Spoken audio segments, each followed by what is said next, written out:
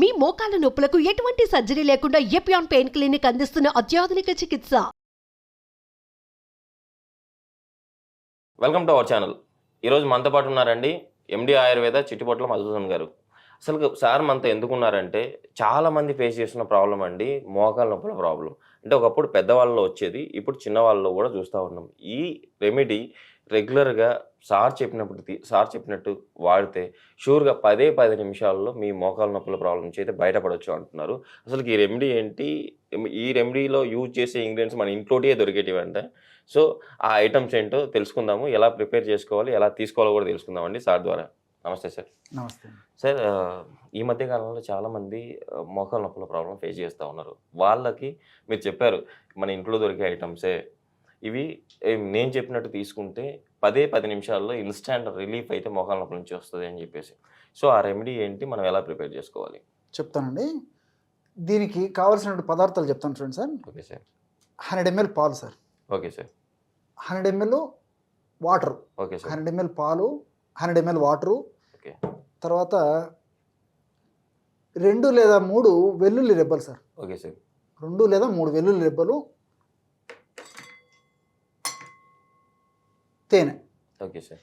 కేవలం ఈ పదార్థాలతో మోకాళ్ళ నొప్పులని చాలా అద్భుతంగా తగ్గించుకోవచ్చు సార్. ఆ తయారు చేసుకునేటువంటి విధానం ఎలాగంటే, ఓకే సార్, 100 ml మిల్క్ని ఒక పాత్రలో తీసుకొని వేడి చేసుకోవాలా? లేదు సార్, ముందు 100 ml మిల్క్ తీసుకోవాలి సార్. ఓకే. 100 ml మిల్క్లో ఓకే 100 ml వాటర్ యాడ్ చేయాలి సార్. Okay sir. ఇది ప్రాసెస్. ఓకే. 100 ml మిల్క్ తీసుకోవాలి, 100 ml వాటర్ యాడ్ చేయాలి.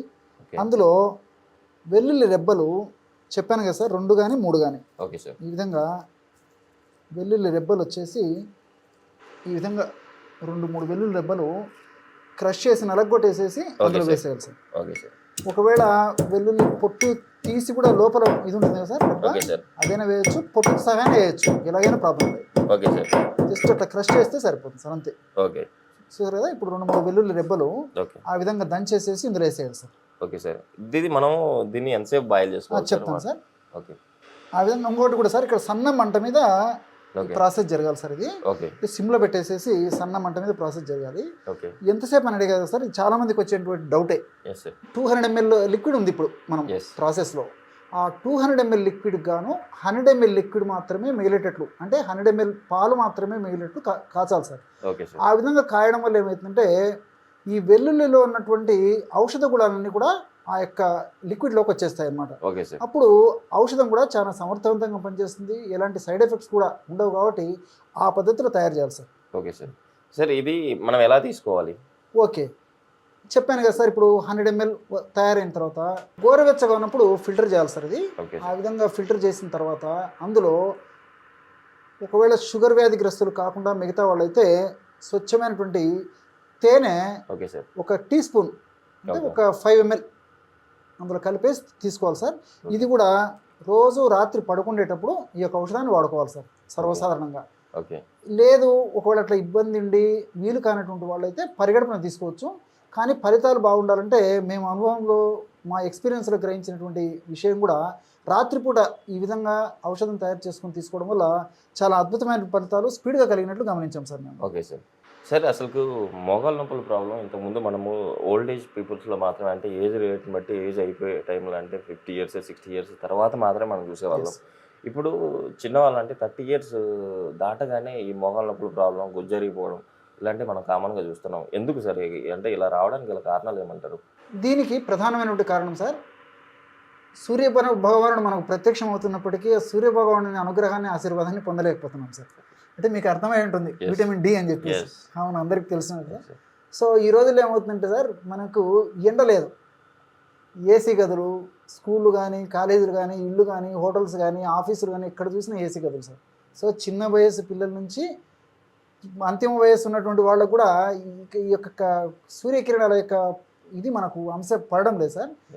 దీనివల్ల ఏమవుతుందంటే, ముఖ్యంగా మీరు అడిగినట్టు చిన్న వయసులోని సమస్య వచ్చేందుకు కారణం ఏంటంటే, విటమిన్ డి లోపము చాలా మందిలో ఉంటుంది సార్. సో ఈ విటమిన్ డి లోపం ఎప్పుడైతే ఉంటుందో, ఆ లోపం ఉన్నప్పుడు వాళ్ళు ఈ యొక్క మోకాళ్ళకు కానీ, ఎముకలకు సంబంధించినటువంటి, కీళ్ళకు సంబంధించినటువంటి ఉపయుక్తకరమైనటువంటి పోషక పదార్థమైనటువంటి కాల్షియం కూడా మనం తీసుకున్నటువంటి ఆహార పదార్థాలు ఉన్నటువంటి కాల్షియం కూడా విటమిన్ డి మనకు తక్కువ ఉన్నప్పుడు కాల్షియం మన బాడీ తీసుకోదు సార్. Okay sir. ఎప్పుడైతే కాల్షియం మన బాడీ తీసుకోదో ఆటోమేటిక్గా ఈ నొప్పులు వచ్చేస్తాయి సార్. Okay sir. సో ఆ విటమిన్ డి లోపం వల్ల ఈ యొక్క సమస్య కలుగుతుంది. రెండవది ఏంటంటే ఈ జంక్ ఫుడ్కి ఎక్కువ అలవాటు పడిపోయాం సార్. Fast food, junk food, bakery foods ఇవన్నీ తీసుకుంటున్నాము. Okay sir. దీనివల్ల మోకాళ్ళ నొప్పులు వస్తున్నాయి. తర్వాత రెండోది ఏమంటే శారీరక శ్రమ లేదు సార్. Okay sir. చిన్న వయసు నుంచి ఒక పెద్ద వయసు వచ్చేంత వరకు కూడా సెడెంటరీ లైఫ్. చిన్నపిల్లలకి ఎక్సర్సైజ్ ఉండడం లేదు, కాలేజ్ స్టూడెంట్స్కి ఎక్సర్సైజ్ ఉండడం లేదు, ఎంప్లాయీస్కి ఎక్సర్సైజ్ గురించి చెప్పనక్కర్లేదు, గృహిణులకు, గృహస్థులకు ఏదో గృహిణులు అంటే కొంత చేయగలుగుతుంది తప్ప మరి యజమానులకు ఎక్సర్సైజ్ ఉండడం లేదు. సో దీనివల్ల వివిధ రకాలైనటువంటి అంశాలు తోడై ఈ మోకాళ్ళ నొప్పులు కలుగుతున్నాయి సార్. సార్ ఇంకొకటి, ఈ రెమెడీ మన బ్లడ్ని పల్చగా చేసి హార్ట్ బ్లాక్స్ రాకుండా కూడా చేస్తుంది అని చెప్పేసి నేను విన్నాను. ఇది ఎంతవరకు కరెక్ట్ అంటారు? చాలా మంచి ప్రశ్న అండి. ఇది నిజంగా ప్రపంచవ్యాప్తంగా ఈ యొక్క వెల్లుల్లి మీద పరిశోధన జరిగి హార్ట్ బ్లాక్స్ మీద అద్భుతంగా పనిచేస్తుందని చెప్పేసి, అదేవిధంగా రక్తాన్ని పలచబడేటువంటి మనకు ఇంట్లో ఉన్నటువంటి వస్తువుల్లో చాలా అద్భుతమైనటువంటి గుణం ఉన్నట్లు కూడా అంతర్జాతీయంగా అంటే ఇంటర్నేషనల్ వైడ్ కూడా దీనికి పరిశోధన చేసి కనుక్కున్నారు సార్. కాబట్టి ఇప్పుడు ఆధునిక కృత్రిమ ఔషధాల్లో ఆస్పిరిన్ ఎంత శక్తివంతంగా పనిచేస్తుందో, కుడి ఎడమగా ఆస్పిరిన్ అంత శక్తివంతంగా పనిచేసేటువంటి ఔషధ గుణాలు ఇందులో ఉన్నట్లు పరిశోధన కూడా నిరూపించడం జరిగింది సార్. ఇక్కడ మీరు అడిగారు కాబట్టి నాకు మరొక విషయం కూడా జ్ఞప్తికి వస్తుంది. ఇందులో సల్ఫరు, అదేవిధంగా నైట్రేట్స్ ఉంటాయి సార్. ముఖ్యంగా వెల్లుల్లిలో సల్ఫర్ గుణం ఏంటంటే రక్తాన్ని పలచబరుస్తుంది. నైట్రేట్స్ గుణం ఏంటంటే శరీరంలోకి ఆ నైట్రేట్స్ వెళ్ళిన తర్వాత బ్లడ్ వెజిల్స్ ఏవైతే ఉన్నాయో ఆ బ్లడ్ వెజిల్స్లో నైట్రిక్ ఆక్సైడ్ అనే పదార్థంగా మారిపోతుంది సార్. ఆ నైట్రిక్ ఆక్సైడ్ అనేటువంటి పదార్థం గుణం ఏంటంటే రక్తనాళాలను వ్యాకోచం చేయడం. ఎప్పుడైతే రక్తనాళాలను ఈ నైట్రిక్ ఆక్సైడ్ ప్రభావం చేత వ్యాకోచం చేయబడుతుందో అప్పుడు రక్త సరఫరా బాగా జరుగుతుంది. ఆల్రెడీ ఇందులో సల్ఫర్ ఉంది కాబట్టి రక్తాన్ని పల్చర్ చేసేటువంటి గుణం ఉంది కాబట్టి వెల్లుల్లిలో ఆ విధంగా రక్తం పలచబడమే కాకుండా రక్త ప్రవాహం కూడా బాగా జరిగేసి మైన్యూట్ బ్లడ్ వెజిల్స్ కూడా అద్భుతంగా ఈ యొక్క పోషణ జరుగుతుంది కాబట్టి ఆ ప్రాబ్లం రాకుండా ఉంటుంది సార్. ఇప్పుడు మరొకటి కూడా ఈ యొక్క సందర్భంలో మరొకటి గుర్తొస్తుంది సార్. ఈ వెల్లుల్లిలో అలిసిన్ అనేటువంటి ఒక కెమికల్ కూడా ఉంది సార్. అలిసిన్. ఈ అలిసిన్ యొక్క గుణం ఏంటంటే మన ఎముకల్లో ఉన్నటువంటి ఆస్టోబ్లాడ్స్ అనేటువంటి ఎముకలకు ఉపయోగపడేటువంటి ఎముకల్లో ఉన్నటువంటి అద్భుతమైనటువంటి ఈ యొక్క కణాలని ఎక్కువ చేసేటువంటి శక్తి అలిసిన్కు ఉంది. అంతేకాకుండా ఈ అలిసిన్ వల్ల బ్లాస్ట్ అనేటువంటి ఈ యొక్క కణాలు ఎముకలకు ఉపయోగపడేటువంటి ఈ యొక్క కాల్షియము, ఫాస్ఫరస్ మొదలగు మినరల్స్ని అద్భుతంగా స్వీకరించేటువంటి గుణము ఆస్టోబ్లాడ్స్కి ఉంది. కాబట్టి ఆ ఆస్టోబ్లాడ్స్ను చైతన్యవంతం చేసేసి మనం తీసుకున్నటువంటి ఆహార పదార్థాలటువంటి కాల్షియము, ఫాస్ఫరస్ను కూడా సమృద్ధిగా ఈ ఎముకలకు అందజేసేటువంటి గుణము ఈ యొక్క వెల్లుల్లిలో ఉంది. కాబట్టి ఈ యొక్క మోకాళ్ళ నొప్పులకు చాలా అద్భుతంగా పనిచేస్తుంది సార్.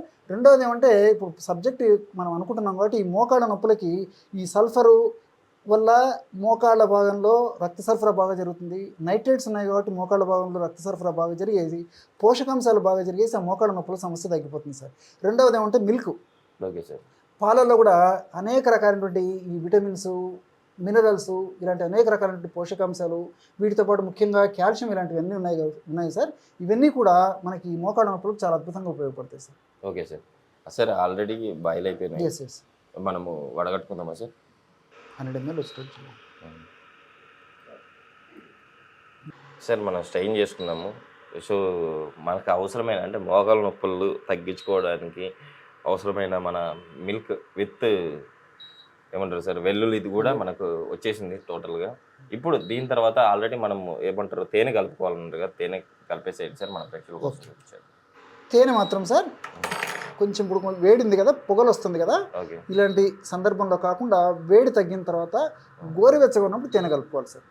ఇప్పుడు చెప్పాను కదా సార్, షుగర్ వ్యాధిగ్రస్తులు కాకుండా మనం షుగర్ వ్యాధిగ్రస్తులు కాకుండా మిగతా వాళ్ళందరికీ తేనె కలుపుమని చెప్పాను కదా, ఆ తేనె కలపాల్సిన పరిస్థితి ఉన్నప్పుడు మాత్రము ఇలాంటి పొగలు వచ్చేటువంటి పరిస్థితి కాకుండా ఈ పొగలంతా తగ్గిపోయి గోరువెచ్చగా తయారవుతుంది కదా సార్, అప్పుడు తేనె కలపాలి. అది మీకు కలిపి చూపిస్తాను చూడండి సార్. కొంచెం చల్లారిన తర్వాత కలపాలి. అవగాహన కోసం నేను కలుపుతున్నాను చూడండి. అంటే ఒక 5 ml సార్. ఈ 5 ml తేనె ఇందులో కలిపేసేయాలన్నమాట. Okay sir. సో షుగర్ వ్యాధిగ్రస్తులు అయితే తేనె కలపరు కాబట్టి ఇదే ఈ కండిషన్లోనే కొద్దిగా టీ కాఫీ తాగినట్టు తాగొచ్చు సార్. ఓకే చూడండి సార్, చాలా ఈజీగా కలిసిపోతుంది సార్. Okay sir. బ్రహ్మాండమైనటువంటి మోకాళ్ళ నొప్పులకు ఓకే సార్. ఉపయోగపడేటువంటి ఔషధం రెడీ అయిపోయింది. Super sir. సార్ చూశారు కదండి, మీరు కూడా రెగ్యులర్గా మీరు ఇలా అంటే మోకాళ్ళ నొప్పుల ప్రాబ్లం ఉన్న వాళ్ళు రెగ్యులర్గా మార్నింగ్ నైట్ మీరు ఇలా చేసుకొని తీసుకుంటే మీ మోకాళ్ళ నొప్పులు సార్ చెప్పినట్టు ఇన్స్టెంట్గా తగ్గిపోతుందంటే అండి మోకాళ్ళ నొప్పులు. రెగ్యులర్గా మీరు వాడి కామెంట్లు కూడా చేయండి మోకాళ్ళ నొప్పులు తగ్గిన వాళ్ళు. సార్ ఇంత మంచి రెమెడీ చెప్పినందుకు మన ప్రేక్షకుల తరపు నుంచి, సుమన్ టీవీ తరపు నుంచి థ్యాంక్ యూ. నమస్తే.